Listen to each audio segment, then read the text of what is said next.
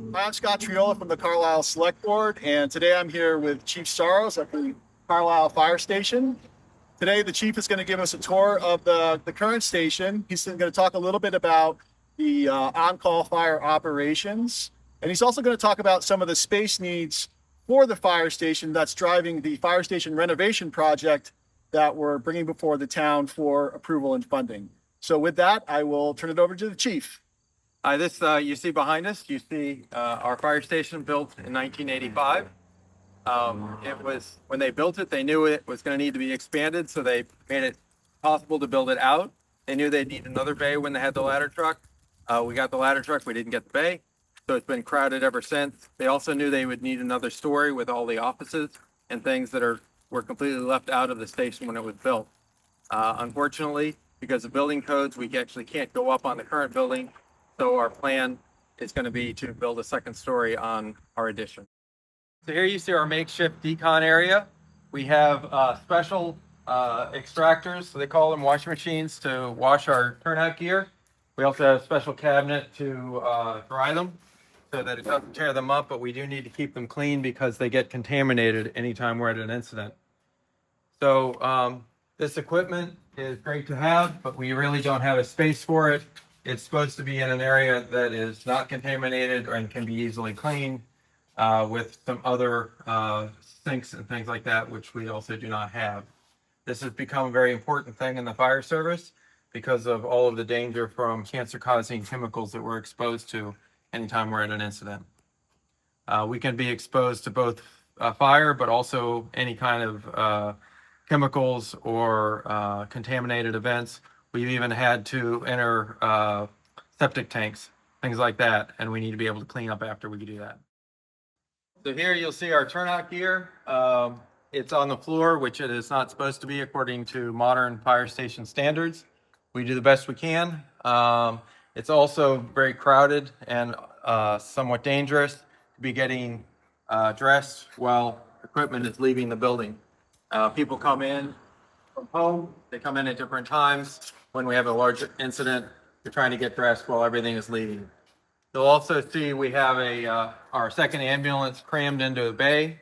Not quite big enough for it. We can't even move around it while the doors are closed to the bay.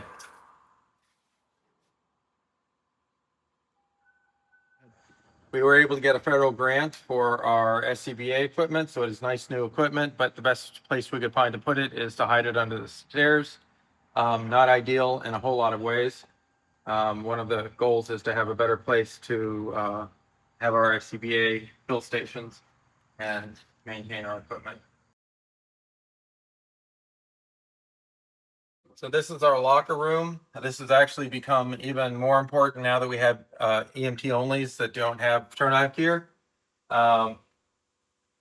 This unfortunately is a single sex or unisex room where you change the unisex area as well as the showers, which we need for decontamination, and bathroom. It is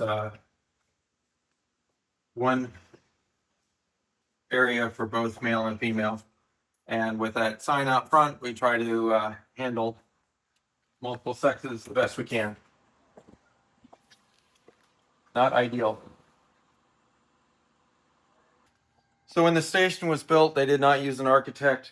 The stairs are at an angle that's too high for code, but that wasn't too big a concern at the time.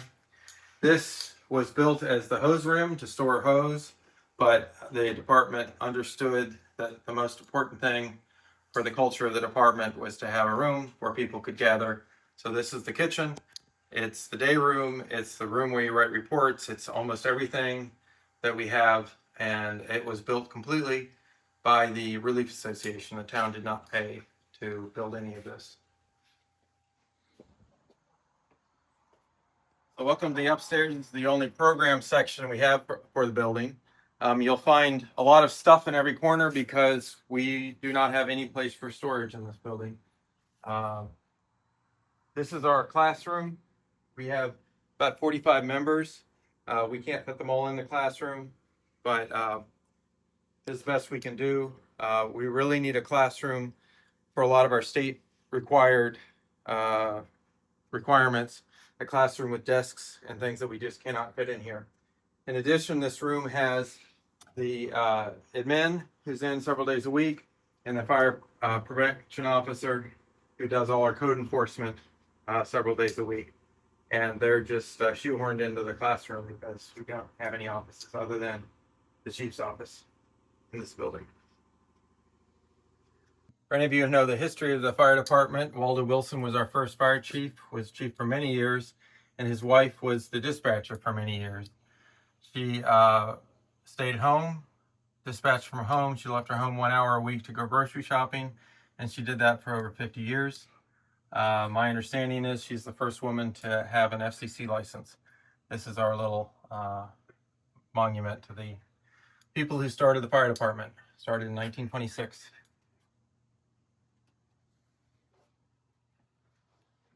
This is the one room in the building that is locked, that can be locked, so it stores a little bit of everything. This is the chief's office. So I share it with most of the projects that are going on at the time. This is the box alarm system that was used by Esther Wilson to send an alarm. So you put in the cog for, this would be box 45, you put it in, you pull the handle, and it still works. If I were to do that right now, the horns would blow, designating that it is box 45 where we have a fire. Many of you have these red sheets at home on your refrigerator so that when the horn blows, you can tell which neighborhood is having the fire.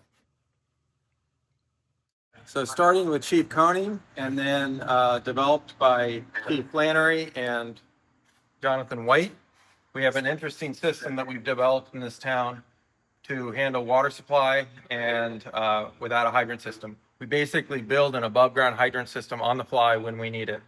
Our first engine that goes out is this one. It's called engine 3. Most towns would have 500-gallon water tank, maybe 1,000 feet, up to 1,000 feet of hose, supply hose. In our town, our driveways can be over 2,000 feet long or up to 2,000 feet long. And so we need much more hose on this truck. And then when we get there, more water to handle us until we can get other water supplies established. But we have large amounts of this large hose in the back. It actually takes water to fill all this hose. And so that's one of the reasons we need the tankers that we have. That's the first one to go. The second one to go is a very big truck. This will not go up the driveway. This will attach to the hose that was left when the first truck went up the driveway. And this will start sending 3,500 gallons of water up. It will also have the second crew. And the second crew will go in and start fighting the fire. So this is the second one out the door with a crew. The third truck that goes out the door is this one called Engine 4, and it has a lot of special features to it. One of them is that it has over 4,000 feet of supply hose, and this one will go from the fire and drive to the water source and what they call draft, or suck water out of the water source and send it down the hose. This truck will have 60 feet of hard suction. A standard truck would have 20, but again, we have special needs in our town, so we have special engines, and we're kind of the only ones in the area that still do and can do this operation.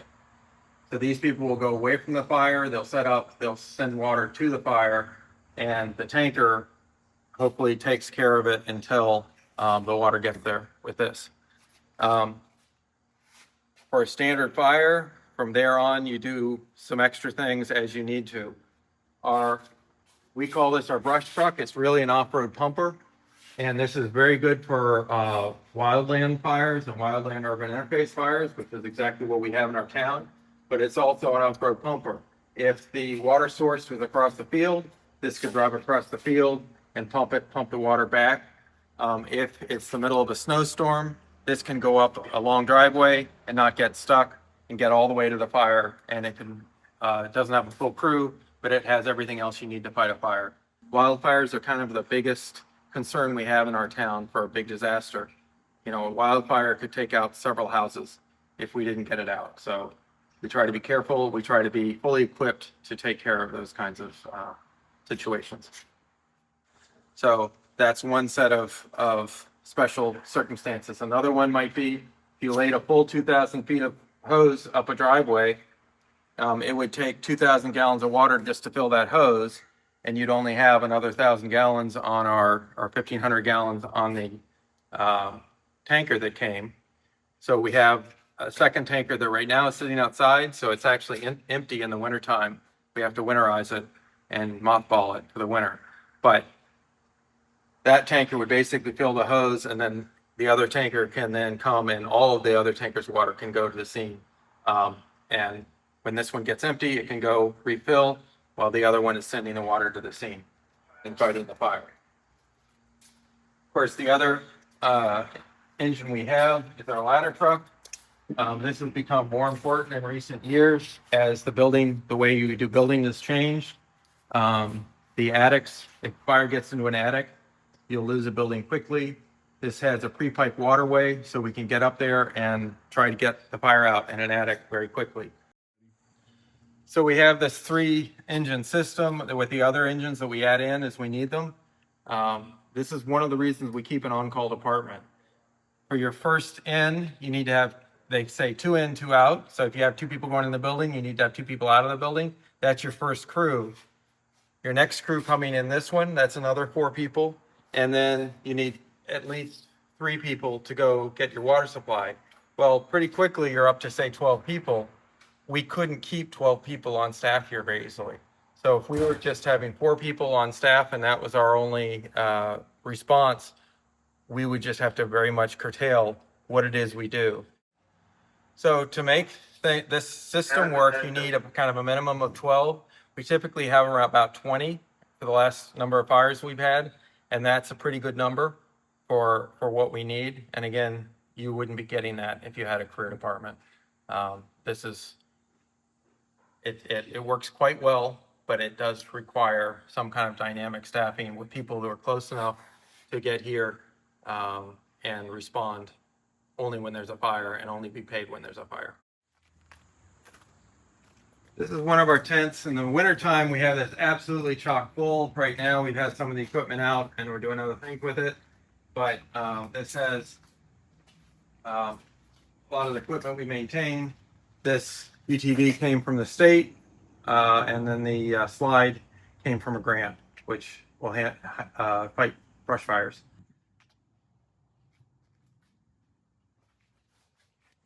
It's really good to have a boat in our town. We don't have huge bodies of water, but often just having the boat there and the ability to do that will keep people from jumping in after their pets and keep the people safe.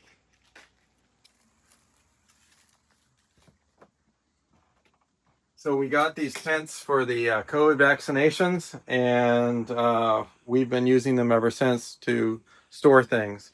So we can store a lot of our PPE, our both firefighting PPE and our EMS PPE in them, and kind of in a way that we can actually get at it. So all of this is very helpful to have this storage. The goal is to have this inside in a climate controlled environment. This isn't the ideal situation.